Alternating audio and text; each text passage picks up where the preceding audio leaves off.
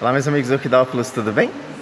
Estou aqui na exposição de orquídeas de Goiânia, Minas Gerais, último dia, domingo, e vou aproveitar a oportunidade para falar sobre híbridos artificiais, apesar que já tem vídeo meu falando sobre isso, identificação, e vou falar sobre Phalaenopsis. Olha, o que está acontecendo? Continua chegando muitas mensagens, estou olhando para o lado errado, espera aí. Olha só o que está acontecendo. Está chegando muitas mensagens para mim ainda, especialmente nas redes sociais, no WhatsApp, sobre a dificuldade de identificação de plantas.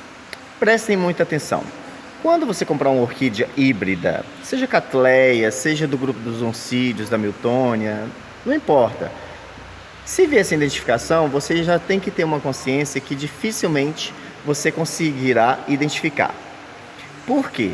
O mercado de orquídeas, de muitos anos, desde de sua expansão para cá, sempre fez híbridos para fins comerciais e durante todo esse período não se teve a preocupação de registros. Poucos orquidários, poucos profissionais tiveram o cuidado de fazer a anotação do que foi cruzado, as matrizes que foram cruzadas, entenderam? E também o cuidado de registrar na RHS o resultado desses cruzamentos. Então, não fiquem preocupados com isso. Eu não sei o nome da minha planta, o Francisco não sabe o nome da minha planta, ninguém sabe o nome da sua planta. Realmente não sei e dificilmente alguém vai saber, porque para se saber, precisa saber o histórico genético de cruzamento, quais espécies foram cruzadas, quais híbridos foram usados. Então, evitem ao máximo de comprar orquídeas sem identificação. Eu queria sugerir algo para vocês. Por exemplo, você tem um híbrido na sua casa e floresceu, você publicou lá nas redes sociais e ninguém soube te falar. Entre nos sites de orquidários profissionais, como Floralia, Orquidária Oriental, que esses dois sites costumam ter alguns híbridos ou muitos híbridos. Eu já ouvi falar que no Quatro Estações tem muitas orquídeas híbridas também. Eu lembro que na Aranda se produzia muitos híbridos, só que eu acho que não está tendo mais assim uma movimentação nesse orquidário lá do Rio de Janeiro. Era um orquidário muito conceituado com relação à hibridagem. Desculpa. Então, entre nesses sites e vá na lista de híbridos e clique lá nas fotos para ver se você encontra algo semelhante à sua planta ou algo que você está procurando, tá bom? Porque quem sabe você acha lá uma foto, uma planta que se assemelhe e você pode tentar chegar a uma conclusão, tá? Porque o que acontece? Se você comprou uma planta, se você souber pelo menos o que foi cruzado com o que, você já tem, né, uma informação. Essa planta aqui ela é resultado do cruzamento de duas. Vou usar um exemplo aqui. Essa planta aqui, maravilhosa, que a Lourdes trouxe. E olha que tem muitos híbridos nessa tonalidade de Cattleya, né? Essa planta aqui é o resultado do cruzamento de uma BLC Chunier com uma Toshiaoki. Inclusive ela se assemelha aos seus pais, né? Essa coloração, esse labelo e tal. Então, se a pessoa que fez esse cruzamento quiser dar um novo nome para essa planta, ele pode dar um novo nome para essa planta, registrar na RHS, porque ele tem o nome dos pais. Agora, por exemplo, se essa planta não tivesse essa plaquinha, a gente poderia sugerir que é uma Toshiaoki, um desses híbridos amarelo aí flameado, ok? Mas nós nunca teríamos certeza do que se trata. Então por isso que é importante você comprar uma orquídea devidamente identificada, tá?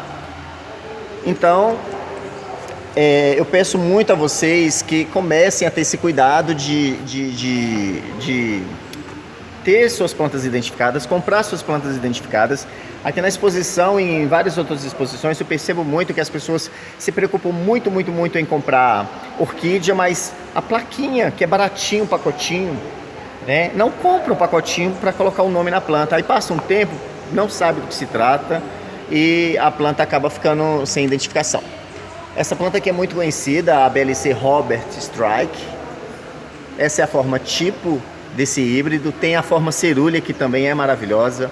É uma planta muito cheirosa. Mas existem outros híbridos que são semelhantes a essa planta e que não tem identificação. Então é bem complicado esse lance de híbrido artificial. Sem contar os híbridos que envolvem outros gêneros, como as colmanaras, os bracídeos. Todos esses híbridos do grupo dos oncídeos, das miltones, também que são bem complexos. Dendróbio nem se fala. Phalaenopsis, nossa maioria não tem registro. Então, tá, tem a preocupação.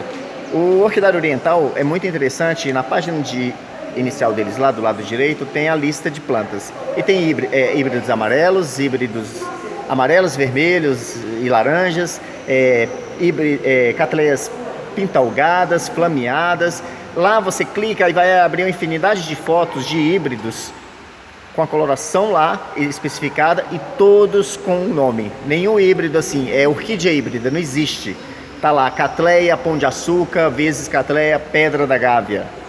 Então, é muito interessante você sempre estar entrando nesses sites e visualizar a foto dos cruzamentos, tá?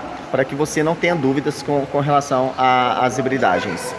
Outra coisa, quando se cruza duas plantas, igual aconteceu aqui nesse cruzamento que eu mostrei para vocês, é normal que a grande parte do lote da sementeira desse cruzamento, né, que é a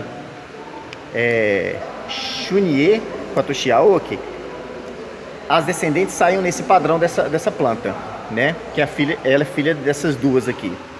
Mas dentro do lote pode abrir algumas de outra coloração, de outra forma, puxando para uma outra forma diferente, assim, em termos de cor, padrão de cor, pétalas e sépala, entendeu?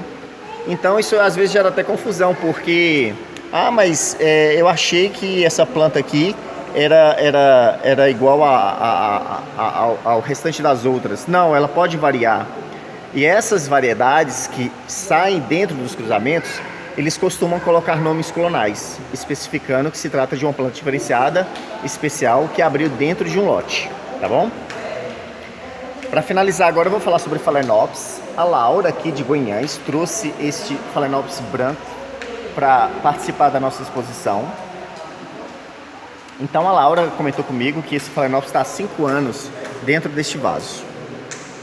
Então aí vocês percebem que a planta, ela foi plantada no meio e ela caminhou para fora. Porque ela tem necessidade de mais alimentos, mais nutrientes. Então ela tenta buscar, já que ela não foi replantada, ela tenta buscar isso para fora. Ela está caminhando, porque a orquídea ela caminha. Quando ela cresce no galho da árvore, ela se espalha, ela não fica ali parada, né? Então, e outra coisa que eu gostaria que vocês percebessem é que ele, como ele não foi mexido, ele tende a voltar ao seu natural.